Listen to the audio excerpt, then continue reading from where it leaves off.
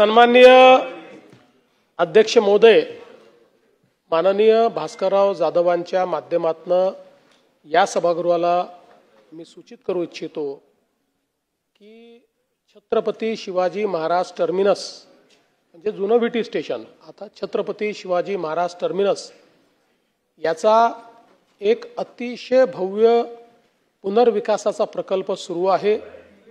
अतिभव्य अशा प्रकारचं अतिशय आयकॉनिक अशा प्रकारचं स्टेशन त्या ठिकाणी तयार होत आहे आणि हे स्टेशन तयार करताना हा जो काही आराखडा तयार करण्यात आलेला आहे या आराखड्याचाच एक भाग म्हणून त्या ठिकाणी अतिशय भव्य अशा प्रकारचा छत्रपती शिवरायांचा पुतळा लावण्यात येणार आहे।